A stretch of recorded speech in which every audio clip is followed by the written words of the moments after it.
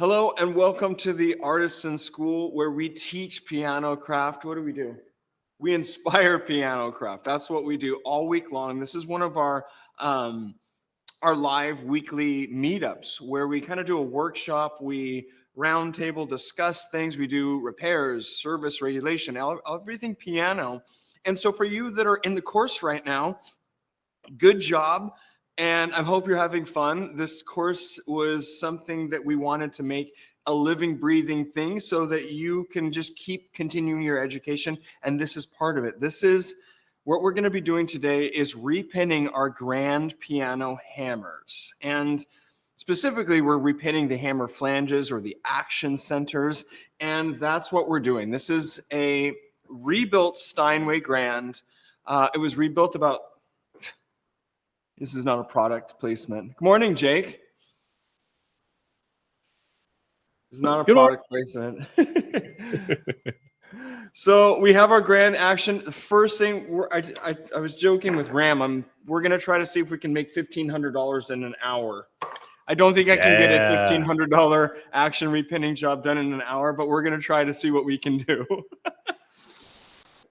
First things first, we're going to need to have our action stack removed from our keys. And so that's what I like to do right here. I've already removed the screws, so I'm going to go ahead and just set these keys off to the side.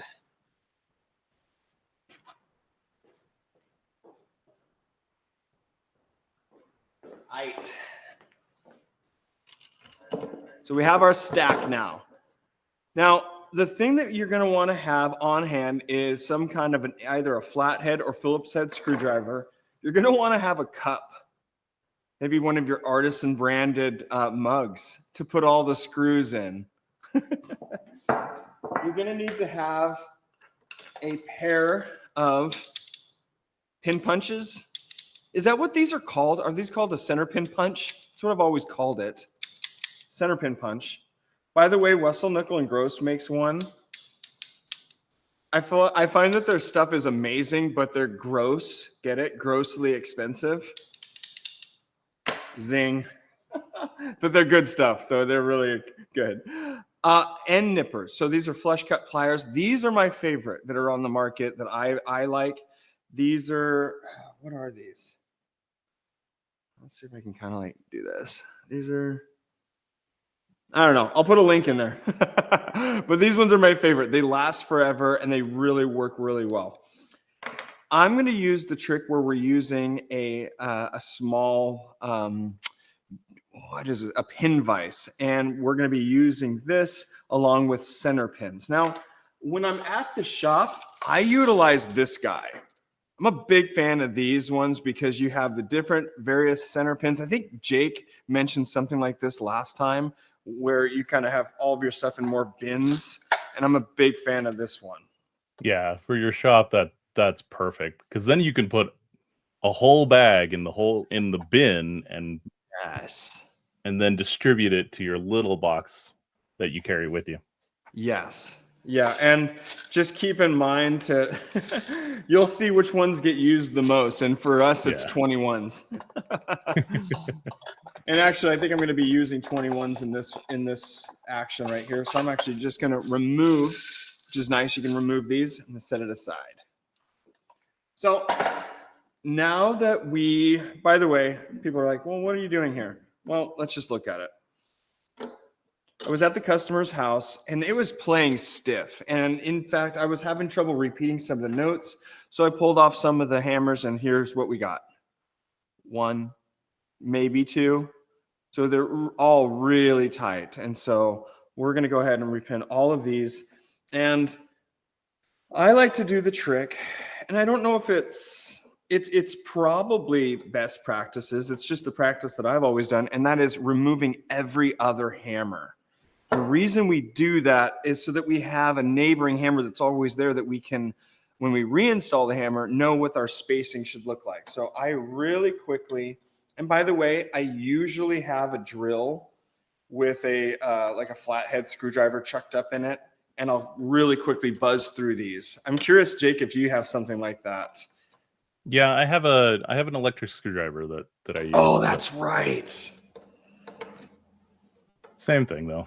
Same thing. Which I don't use to, well, most of the time I'm not using it to tighten it down. No. I'm just using it to unscrew it. So keep in mind, I literally was doing one of these the other day, and what happened is I went through my first pass just fine, but what I did is I skipped the wrong screw the first time. So when I went to go do my second pass after reinstalling everything, I'm like, wait a second, these are really good. And these ones, the ones that I've already done, quote unquote, done are bad. And so I realized that I had swapped it out. So keep everything in line. Again, I like to do the odd numbers, 1, 3, 5, 7, and then I do the evens. So just keep track of everything. And Jake, what did you say you could do a whole set? How quickly did you say you could do a whole set? I thought you said something like, I try to do a whole rail in the time that it takes to watch a movie. So, yeah, I don't know. It depends on the movie, I guess, if I'm successful or not. Okay. Well, we'll see. We're going to see how close we come to that right now. Any questions before we really like full on dive in? Everybody's just curious. Okay. So with all the screws loosened, got my cup. I'm just going to start. And again, I like to, usually I kind of, usually I'll take my time, watch a show, but sometimes I'm like, no, I'm going to bust through this and get it done. And I think today, because I've already done one of these this week, I think I'm just going to kind of bust through this one. and the way that we price these ones out is we look at the service call to go there, the evaluation, removing the action, bringing it to the shop, doing all the work. After the pins or the hammers are repinned, I'm going to go ahead and burn and travel them, squaring off the heads. And then I'm going to go ahead and reinstall the action and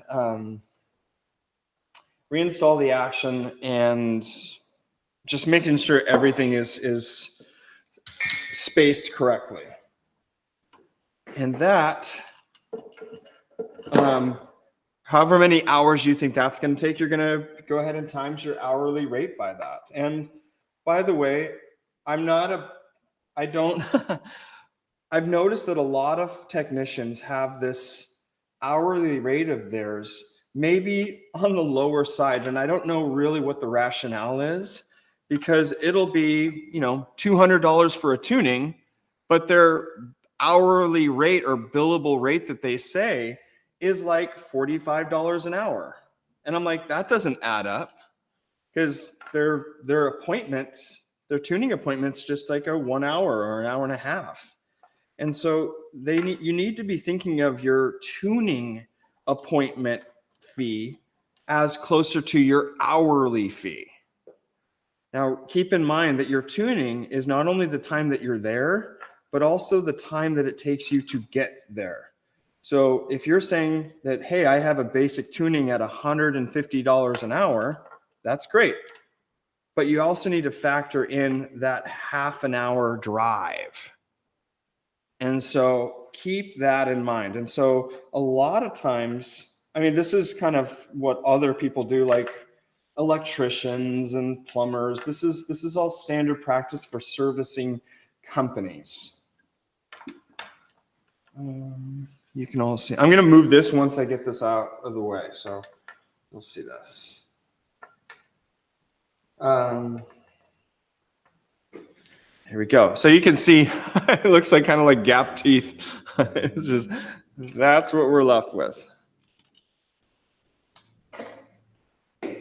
I like to kind of divide these into the sections. I don't know if it's just because I like seeing that I'm making progress and I get to go and just do the sections. I just have always done that, and it helps me kind of keep track of everything. Okay. So we've removed the odd ones. The next thing I'm going to do is, because I know I want to repin everything, I'm going to quickly blow through and remove all of my flanges. So using my pin punch, I'm literally just going to go through and punch out all of these flanges.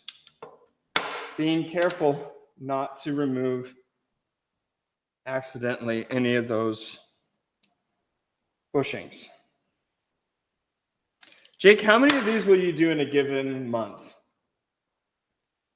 Lately, not too many. Maybe like 2. Yeah, I would Lately, say not too many. Yeah, I would say probably around 2. And like what you said, lately, because it does seem like a little bit more of a seasonal thing. Mm-hmm. You know, once the seasons changes, some of these underlying issues will really come to the surface.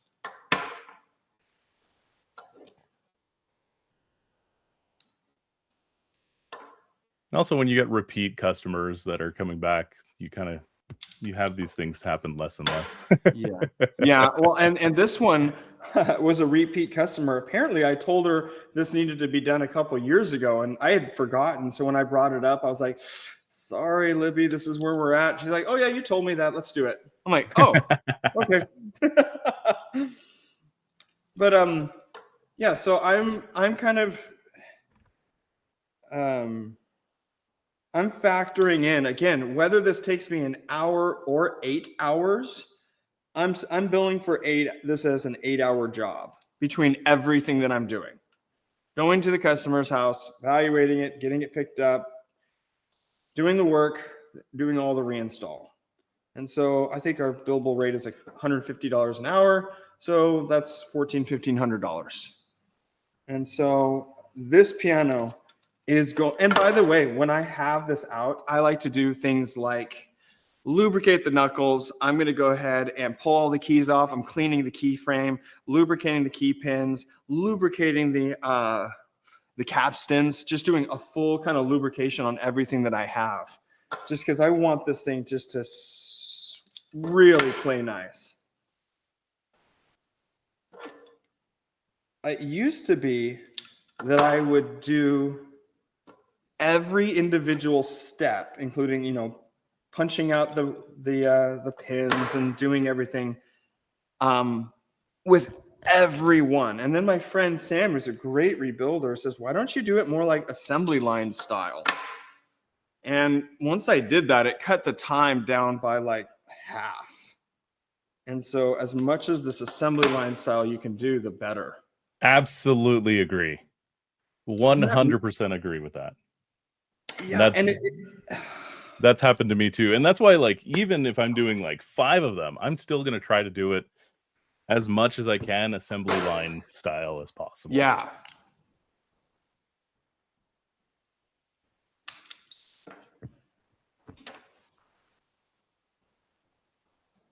Yeah, but you can apply that to anything. The big one that I could tell the difference is like hammer filing with Jake's way.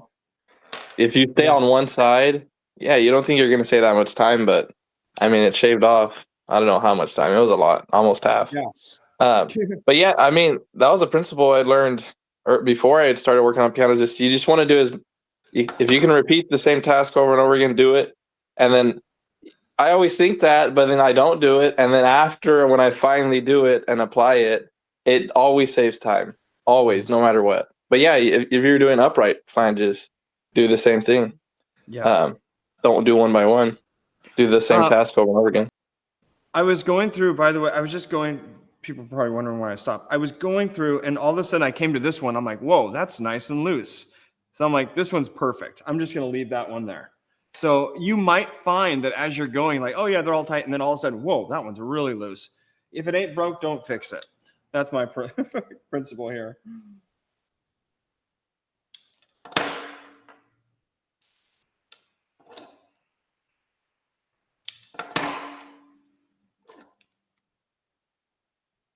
And Jake, I'm curious, do you use the broach, the reaming broach trick, or do you do more of this kind that we're doing today?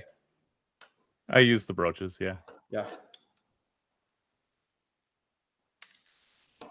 to this day, I don't know if there's which one's better. I don't either. I don't know if it I is think one there's of those. lots of different ways to do the same Yeah, thing. I don't feel like there is a better in this case. I think that a case could be made either way. Like, oh, the brooches could be more considered a temporary thing because you're not really removing very much felt. You know, you're ironing it more and it could come back and tighten up again. But conversely, I think people could say that this trick is like, hey, you're removing too much felt and you're hurting the integrity of the felt inside. So I'm not sure. I think people could argue either way.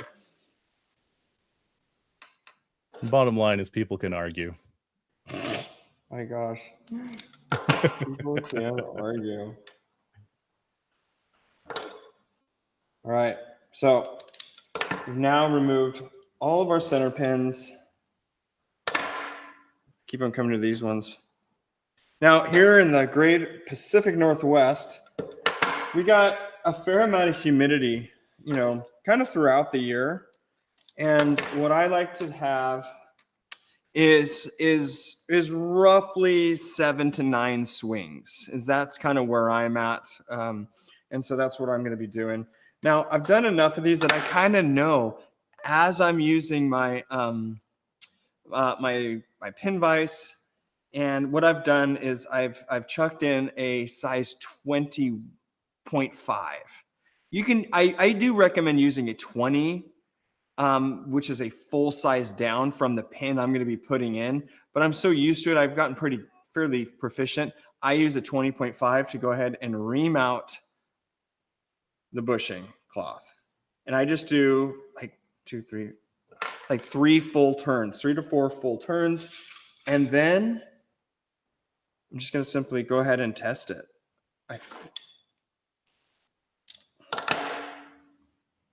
One, 2, 3, 4, 5, 6, 7, 8, 9, 10. It's probably a little loose, but for me, if it's a little loose, I'll kind of test it right here. I'm pressing it on the edge of the table, and I just want to see, is it overly loose like this? And it's not, feels good. I'm totally fine with that. And so I know that I could, and I might do this really quick, just go through all of this section right here, and just do 3 turns on either side and see if, you know, kind of feel that out. And again, I'm feeling it. 2, 3. I might do another test before I go ahead and do that. Do all of them.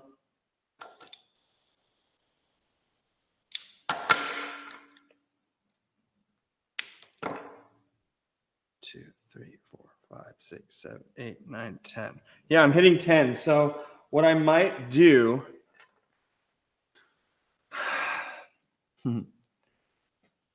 I can already see some people commenting. Well, oh, what'd you say, Stacy? Did you say something? Oh, okay. Some people may say you have to kind of check periodically, and they're right, because the bass hammers are very different in size than the treble hammers. So there's more weight pulling it. And so you should check periodically, you know, if you are going to do assembly line style. And this is a good way because we do have it broken out into these groups. So it may be that in this group, I'm going to just turn it a couple times to remove some of that felt. And but I might need to remove more felt as I go into the higher treble because we have a lighter hammer. So I'm going to go ahead and just go through assembly line style. 1, 2, 1, 2. So I got a center pin tool that I guess it was modified a little bit, but it's basically what you have there, but with a ball end on the other end. So it's not a double-sided pin vise. It was intended originally, I was buying it to be like a single needle kind of stabber for voicing. Yeah. But I'm like, you know what? I could actually use it for this kind of thing. Do you have it? Can I see it? I have it in the car, but I have let me share my screen here. Yeah. Boop-a-doo.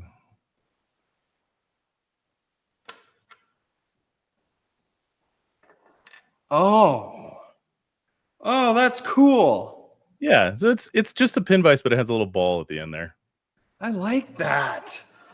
Yeah, because I only need one side of this, and I don't like how my hand. Yeah. Stacy, can you order one from the shop? It might take a while. Let's see. Was it on $30. Temu? Yeah, AliExpress. Oh, it is. I've been playing with that a little bit, so yeah. Jake, can Yo, you hear me, Jake? I have Yeah. a quick question, super fast. This is not about repinning, but I need to get it from the store. What size screws did you say to shim the key slip? I like 10.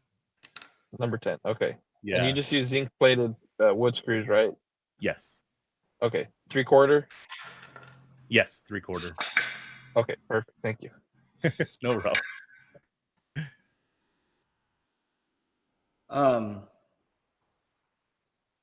Yeah. So, by the way, we are now going into the quote unquote busy season. I'm just curious, how are people feeling about their workload right now? Is it like, no, I'm fairly busy. I definitely feel the pickup. I could be busier. Where are people at? I'm just curious. It's getting too busy. I think so. Can you all hear me? Yeah. Okay. Yeah, it's because we got a school district late in the school year, so they're like everything needs to be done this month, and then that on top of the residentials. So yeah, it's getting to the point where like I'm forgetting to answer back text messages, and yeah, it's getting busy. So you're actually making a business and you're making it run, and this is amazing. That's huge. Yeah. I was fortunately I was looking at numbers, and my income didn't dip from when I was a teacher. So that was my first goal, to like not have a huge dip and have it affect my family. But so far it's been consistently the same, or a little bit higher actually. Oh my gosh. I mean, because I remember your jump, and it was nerve-wracking, you know? Yeah. So I'm very happy I made the decision. I feel like from now on it's just being steady and consistent. Yeah. And I've seen the charts for Michael. I know that he's picking up more and more and more. Yeah, it's always a good time of year. By the way, does anybody know of a chart that shows swing test as well as gram friction for center pins? Does anybody have anything like that they've created or seen? Like just saying, oh yeah, the hammer flange is in an upright versus the grand. Here's the gram versus swing test. I feel like W&G has a chart, and if not, Dale Irwin probably has a chart. Okay. Yeah, I haven't seen one. I was trying to find. I remember Renner had something, but I can't find it on their website today. So Okay. I don't know. Yeah, I thought that might be kind of handy to include, just so that people can kind of at a glance just start to memorize those. I didn't want to have to make it. David, as far as how frequent you're seeing this issue, because you said, or Jacob, you said you're doing like 2 a month. I feel like I don't run into needing to repin a whole action. I mean, I really think that this whole year I've only had one piano. So do you think that's due to the region where I'm at in the country, or is it just that I'm not seeing enough pianos in the year? I think that you're not seeing enough pianos in the year. And I don't know what kind of, like, I see this mostly with grand pianos. You know, I don't know how many grand pianos that you're, servicing or going to. Yeah, I think that's what it is. I don't see a lot of grand pianos. Okay. Yeah. I'll do 2 of these. If I'm out in the field kind of full time, I'll do a couple of these a month. I'll do a couple of our gold packages a month. You know, I just see stuff and I get excited to be able to like make things better, and the customers get excited too. And they're like, yeah, do it. Make it, you know, I can't tell you how many times people have said, I like your energy. I want to do it. I just want to do it now. I was like, yeah, that's awesome. Let's do this. And you have to imagine if you're doing a couple of these plus a couple of gold packages a month, I mean, that's 7-10 grand right there. That's a fair amount on top of just doing tunings and stuff. So this is why we teach this kind of stuff, because we would love you to make not only more money as a technician, but I mean, that comes from making a big impact in the industry and helping your customers out. So we're all about that.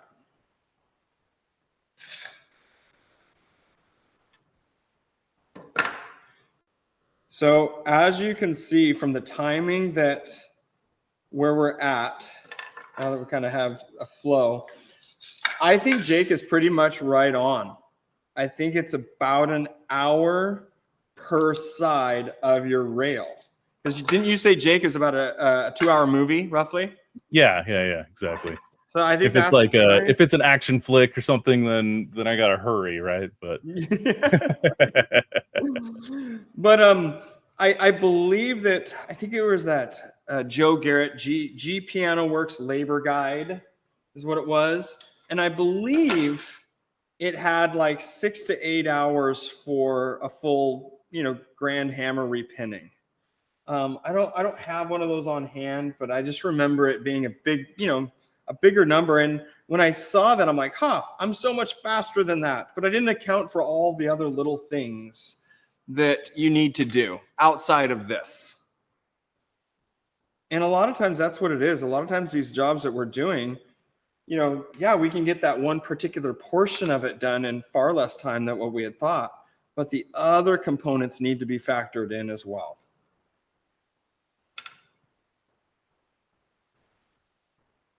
But I kind of like this job. Like, this is one of those ones that I'm like, oh, if I have a repin today and that's what I'm doing, like, that's awesome. That's a fun day. yeah, I actually really like repinning. Yeah. Like whole rails. That I love it because, again, I get to just sit it down and just relax and let the process happen. And yeah, you get in this flow state. You do. If you pick a good movie, then it's really fun. I will check every grand piano, by the way, going back to the question, Ram, is I will check all of the grand pianos that I work on just to see how their hammer flanges are, which is probably why my rate is higher. Though, you know, I won't check all, you know, unless I notice something really off in an upright, I really won't pull hammers off. But in a grand, I'm just always just kind of lifting them up, seeing if they drop, and just kind of seeing if there's anything quickly noticeable. If there is anything whatsoever, I'm going to go ahead and look at it, show the customer, tell them what we can do and what to expect, and we'll leave it up to them. David, how often can the client or the customer tell that this has been done afterwards in the field, in the plane, not just the site? Because obviously, you know, there's going to be that site thing, but I would say, well, I think that that's a great question. And what you have to do is, this. I'll show you. I show them I do a swing test with the entire action in front of them. So I'll say, Mrs. Smith, I'm going to go take these and I'll rock. I mean, look at that. None of them are really even swinging. And so I'll just kind of show them that, like, these will be swinging the next time you come by, or when I come back, and they will all be repinned. And they're like, oh, great. And it's funny because I'll forget that I showed them that when I walk in, and they'll be like, oh, are you going to show me? I'm like, oh, yeah. So then I show them, they're like, it's moving freely, everything's moving correctly. And they're like, oh, that's great. So that alone for most customers is more than enough. I would say about I don't know if it's the placebo effect, but after I've shown them that and then I have them play it, they're like, yes, I can feel it's different. I can feel it, but I would say more than half or 3/4 of them will say, oh yeah, I feel it too now. It's so much better. So long answer. Like when you're filling in the piano, is it just like a sluggish return, or is it even hard to push the key? It's just it's more on when I'm playing very soft pieces. I'm like, wow, I just feel like I'm working it. And I've just played so many really good fine pianos that I just have memorized that feeling. And I know that this isn't that. Why? Why is this not feeling like a good piano? Is it a regulation? Can I ask you a question, David? When Yeah. you do customers, because we've done quite a few repinnings lately, actually. Yeah. Do you bring it up to the customer and then it like clicks for them? Like, yeah, I do notice that too on this piano. Is it kind of like that, or because it seems like, do they notice before we bring it up? So what happens is I say, after I've seen that, okay, there's some issues here. I say, hey, Mrs. Smith, can you come in here? So I was playing the piano and I noticed that it felt a little bit difficult to play. Have you noticed anything like that? Yeah. When I go to my teacher's house, their piano's easier. I said, I think that I figured out what it is. And then I show them the tight flanges, and then they're usually like, oh, that makes way more sense. So in this case, some of these ones are swinging like one time. And so you can kind of relate to the customers. This should swing like 7 to 9 times. This is, it's so much more friction on your fingers than what it really should be. And we can get rid of all of that and bring it back to the factory. Again, we use that a lot. We want to bring it back to the factory spec. Yeah, that's because good. And whether they good. feel that or not, they'll know it's back to the factory spec. That's what we're getting paid for. That's awesome. Another thing that's worked for my one of my techs lately that did too recently. I don't know. I just wanted to throw it out there in case it's helpful. Sometimes they're kind of like, how much would that be? And then you give them a price. It's a little high. It's not like it's not like super inexpensive. So my tech has been playing with my tech Daniel will be like, well, if I can just take it today, that saves us a trip and we can he'll take like a service call off the total, and that has worked 3 times now, which is pretty cool actually, because then they're just like they're kind of ready to do it, and you just take the action that day and get it done. But anyway, I just thought I'd throw that out there too, because it's kind of worked. That's so true. And it is on how you present it, because you don't want to be like, you do have to present it in a way. And so what I always tell my customers, like, okay, it's a big expense. We're going to replace all these. I explain every little thing before I tell them the price. And then when I actually say $1,200 or $1,500, they're like, oh, okay. Because I think they were thinking $5,000, $8,000.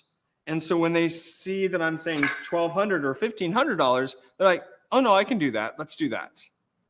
And so I think it's good to really explain what has to happen, the process, all these pins, they're all custom. You need to size them, get them sure that everything's working properly. And it's a big job. It's going to take me, again, I'll usually tell them it'll take me a week because I'm going to have it for a week. I'll take it and bring it back next week. And are you ready for it? Yeah, hit me. It's going to be $1,500. Oh, yeah, let's do that. Okay. Well, I'll get it scheduled.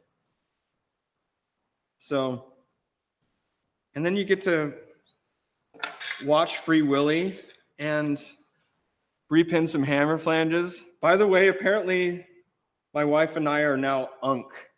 You heard this, Jake? Ram, Nope. Are you laughing because you know what that means? I have no idea what that is. Yeah, Apparently I that know means- what that means. Apparently we're old. That means old. That's the new slang that kids are saying nowadays. They're like, Dad, you're so unk. I'm like, what? What does that mean? Sorry. Well, I've been saying that to my kids for a long time, so.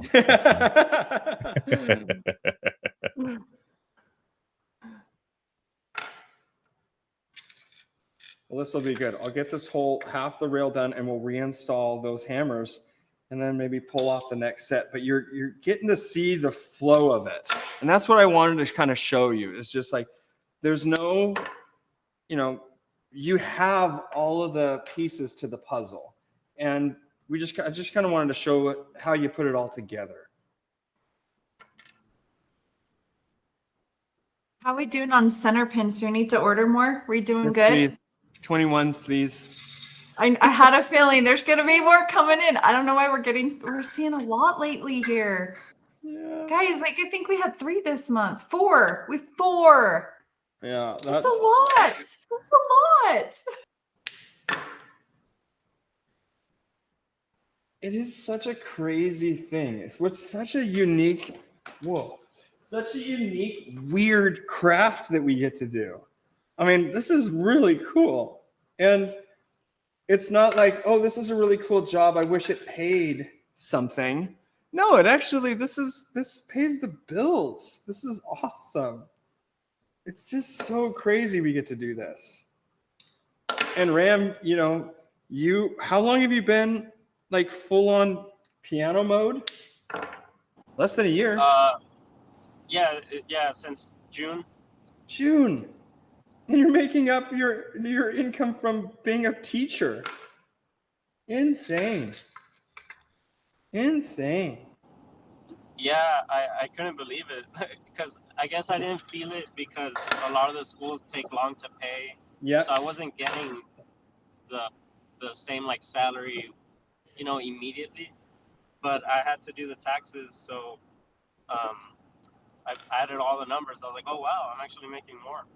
So yeah, it's been great. One, if you're scheduling what Stacy always preaches, if you could schedule a year out, you know, it only gets better. It be true. It be the best way. It Pirate is the talk. way. I don't know what that is. No, that is the best way to grow it though. Pirate Oh, that's so cool. Ram, that's awesome. That just made me so happy. Wow. Just made my Friday that good news. Oh, awesome. Awesome. So yeah, next grand piano you're at, I recommend checking and just evaluating and see if it needs this, because this is it makes a big difference, something that you can do, something you know how to do. And again, it will just help the piano play so much better and be something that the customer will enjoy that much more. And all you are risking is them saying, no, but go ahead and let me know next year. It's usually what happens. And you know, if you just write that note down in the like as a recommended service and then in the notes, then when I call or you reach out, you'll remember and they'll remember and be surprised how many of those come back to you. It's been kind of fun. Yeah.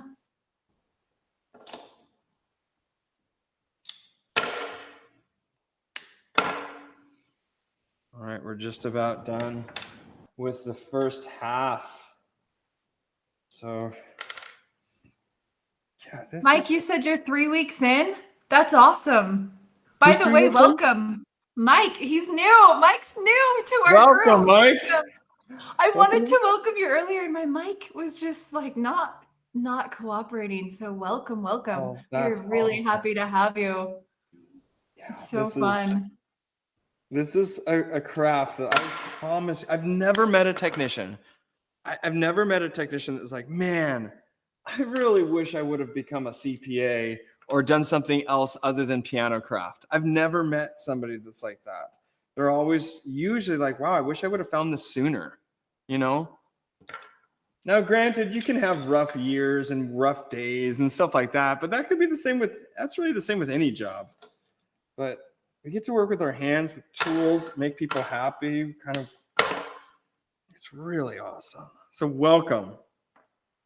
All right. By the way, hope you guys are ready to get certified, become certified piano technicians through the Artisan School, because that's happening. That's happening soon. I'm just gonna Are we leave gonna that. get a logo we can put on our websites with that? Oh yeah, maybe a really slick A diploma. logo. Oh, Oh, yeah, yeah. diploma and a logo. Oh yeah, we're working on it. You're Oh, just like, we're just dangling. We're Yeah, you gotta dangling right now. put something on the wall. Yeah, definitely. Oh, yes. Yeah. Diplomas. That'd be fun. It's kind of fun because we're working through all that right now and selecting just the right graphics and doing all that stuff and seeing what people kind of what would I, and looking at stuff like, what does the Juilliard diploma look like? What does a Harvard diploma look like? And see, like, what are these kind of historic classic, that's what we want. All right, last one for this side. So that was fairly painless. We're into this 40 minutes. Ugh, that one sucked. I have to redo that one.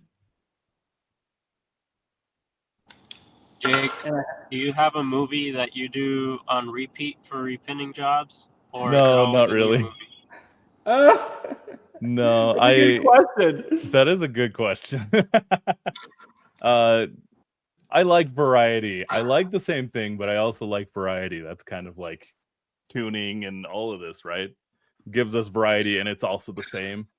But yeah, no, I don't have like one particular movie that I go back to. I do. I like Disney movies sometimes. I like action movies. Born Identities, one of my go-tos, I guess. But Those are awesome. yeah, I don't know. That was a good question, though. What's your go-to movie, David? I watched John Wick 1 and John Wick 2. John Wick. Good choice. That's a good way to get you hyped. It is. All right, so just kind of draping these back over really quick, and then I'll go ahead and insert the screws. But so you've done half of the hammers in about 40 minutes while also explaining how to do it. So if you really wanted to crank through, you could do it maybe a lot faster. I probably could. And as you could see, it wasn't like I was doing some of them. No, it was pretty much all of them. I think there was 2 in that whole batch that I didn't have to do. And so, yeah, you can get really quick. I mean, it just shows how That's just a good over demonstration. time you can get used to doing it and doing so fast. And that assembly line idea is just that's so smart. That's so smart. It's just like if you can assembly line anything, it always goes faster with any task. Hey, I don't remember if we talked about it. Did we talk about travel paper? Like burning and traveling these? No. Oh, no. Do you want to explain that really quick? Yeah. As you're taking the hammers off, especially like section by section, as you take the hammer off the rail, just take note if you notice any travel paper that's glued to the flange or to the rail, because sometimes that pops off, and you'll want to make sure that that's going to go back on or replaced with a new one, because that's going to mess up everything. So just keep that in mind. You don't want to add more work for yourself. It's so true. This didn't really have very much, but I just did earlier in the week of Mason and Hamlin, and it had traveling paper that was just kind of draped on the rail, and it just all came off. And I haven't done all my traveling. I know it's going to take me like an hour just to redo that. Yeah, the worst is when you get through the process and then you have pieces of travel paper on your table and you're like, crap. It's so true. I didn't notice that. Yeah, that's happened to me.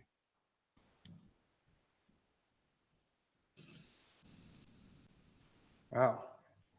So back in the day, by the way, it was me. I think she bought this like 15 or 20 years ago. And I was doing a lot of work at Classic Pianos in their restoration facility. And I believe that I was the one who actually rebuilt this action back in the day. And which is kind of fun. And so. Oh, that's so cool. Yeah, and actually the person that did the refinishing and belly work was the same person that told me, his name's Sam, I feel like he's the greatest piano rebuilder ever. And he said, why don't you try to assembly line this stuff? Phenomenal rebuilder. If you ever want to see his work, Modcot piano, epic, best rebuilder I know. We actually apprenticed at the same place. It's crazy. Back in the day. All right. I don't know if you remember, but when we worked in a rebuilding shop together, and I remember when we used to go take a piano from the beginning to the end, right, all the way through, like a refurbish. But I just remember when we started assembly lining it, it cut the time. I'm serious. We could do it. We cut out like 70% of the time it took. Oh. Yeah. I mean, I could not believe it. And so, but then I felt kind of factory-ish because we're like, had one on the cleaning, one on the taking the disassembly, one, and it just like went through. So, but it went so much faster, just, yeah. Cool stuff. I'm going to say that, by the way, when you're reinstalling these flanges, you're doing two things as far as spacing goes. You're not only spacing side to side the hammer so that they're evenly spaced, but you also want to make sure that the flanges themselves are equally spaced to each other. You don't want them leaning on one side or the other because we really need to get our tool in there to do the spacing. And it just looks better.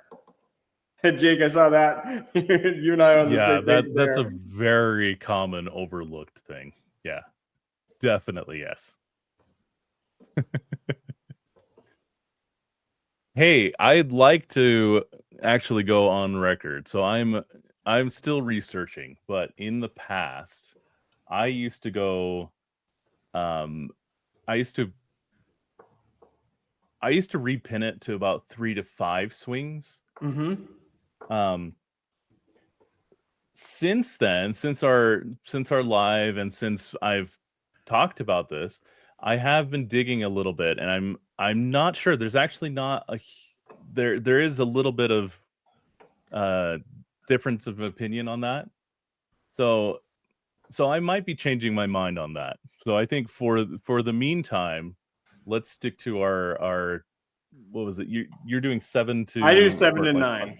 7 to 9. So we'll stick to that for now. Yeah. In the past, though, the reason why I've done it with less swings is that it helps with not feeling it in the key. So you feel like a little bump when it's too loose.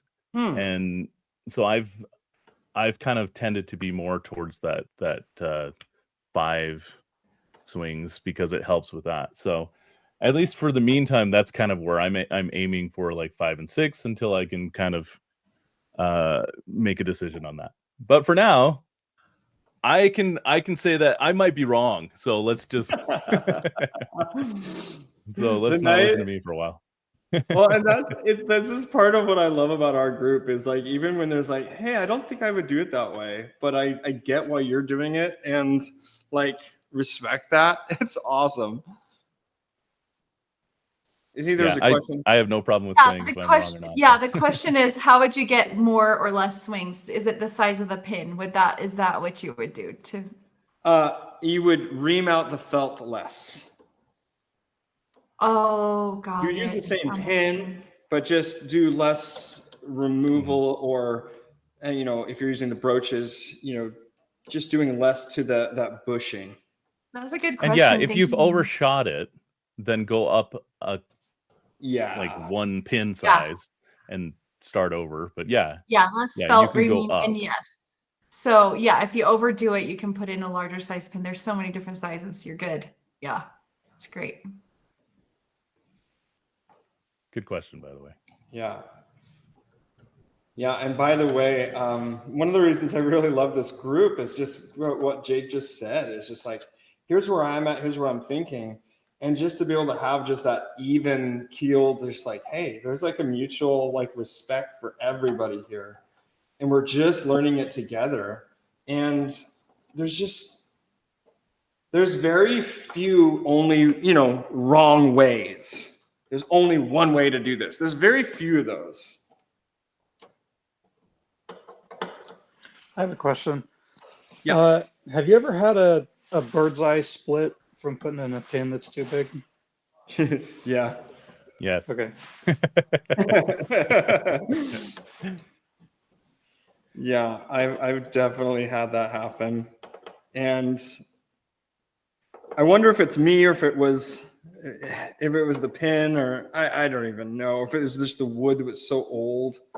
But yeah, I've totally had that happen. And then you have to pull it out and then like put a little bit of glue inside there. Make sure you don't get any in the hole of the bird's eye. It's just all this stuff.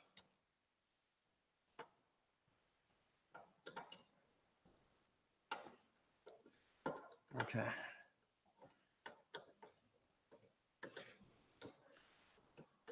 Well, I thought that maybe there was going to be some chance that I get the whole thing done in an hour, but that's just not the case.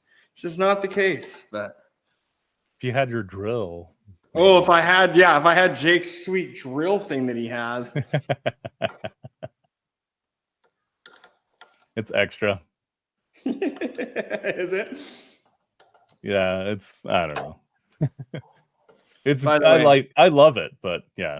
I'm actually really No. Victor, I'm a big fan of these now. Like I am a big fan of these screwdrivers. I don't know what were these called, the They Fellow. look awesome. Philo. Philo. Yeah, Yeah. I like them, but it bugs the snot out of me. I think I talked to you about this before. Why the heck? Why would you put a barcode on that? That's so stupid. Yeah, you should just take a card scraper and get that, Oh. that varnish off. Get that varnish off and put some boiled linseed oil. That'll really make it. Yeah. Scan that barcode off. Yes. I've done that. I've actually done that. Not with my Philo, but yeah, with other. Oh yeah, on handles. axes, hammers. Oh yeah, really gives it Yeah. that final look. Oh my gosh. So everybody here, this is something I'm gonna give you a practical assignment. That's what I'm working on right now, practical assignments.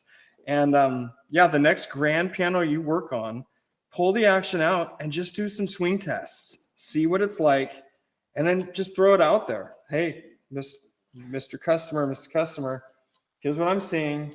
Here's what it would need to be done. Would you like me to go ahead and schedule that? No, I don't have the money right now. No, we don't really play it that much. No, not right now. We'll do it next year. Great. That, start it now. Start it now. Yeah, that's the other thing I was gonna ask.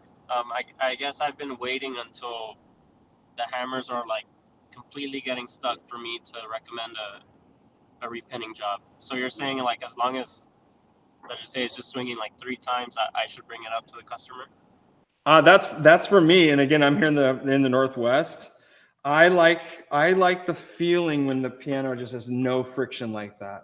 Now, to Jake's point, I get what he's saying there. That feeling things in the key, you don't want to feel that.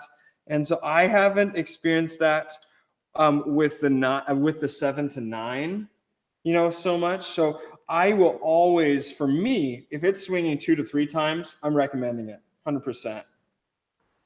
Yeah, the majority of repinning that we're doing here, it's actually more like that they're too loose. Oh, you're drier over there. Yeah. That is so So- true. We don't do very many here. That is so true. That is very true. Yeah, so it ends up being much more difficult to regulate because it's way too loose. And it's not in the 7 to 9 range. It's like unlimited swings, right? Oh, really? So 16, yeah. 17. It just keeps going like some infinity. Yeah. Oh my gosh. So Yeah, it's really no, I've easy to seen recommend at that point. And do you have a But lot of often problems with the pins spiking out, Jake? Sorry? Yeah, you have a lot of problems with the pins backing out since it's so dry. Oh, yeah. Like, Yeah, That's yeah, crazy. working their way out of the flange, that happens so often. Yes, that is so true. That's a good point to bring up, because we're all over the nation, different climates Yeah. everywhere. Yeah, Well, and that that's part of the reason why I like to do an assessment of a piano if I can before I do like a full day or if I'm doing a lot of regulation, because if it is way too loose and I really need to do some repinning, that's gonna mess up the regulation. So I'd rather do that first, take that with me, and then bring back the action, and then do a regulation at that point. So that's part of that reasoning, at least. Well, and this conversation makes me wonder about when you're assessing the piano, like what time of the year are you assessing it and doing the work? If you're going into the summer months where there's going to be more humidity in the air, do you tailor the swings for that going into that time of year versus going in, Yeah. That is a good question. And actually just it shows how varied all of our environments are, because for years now, I've been just to myself, I've been checking humidity and temperature on pretty much all of my pianos. And pretty consistently, it's either for here, it's either somewhere around like 30 to 40% during summer, spring, summer, fall. It's starting to get dry. And then winter, it's like 20 to 30% humidity. Sometimes it gets really low, but those are outliers. So for the most part, it's pretty consistent here in Utah. So I don't have to worry about the seasons changing so much with humidity. Temperature does kind of change that. So so it's kind of nice with that. It's That a is desert. nice. It's nice for pianos here. But that is a good point. Keep in mind the humidity level and how much that's going to rise and fall in your climate. That's why I also think it's questionable to say, hey, we made this piano for the American climate. Oh, I wonder what climate that is. I don't know. That's another discussion. That's we should have that one discussion one day. That'd be a good one. Have some opinions.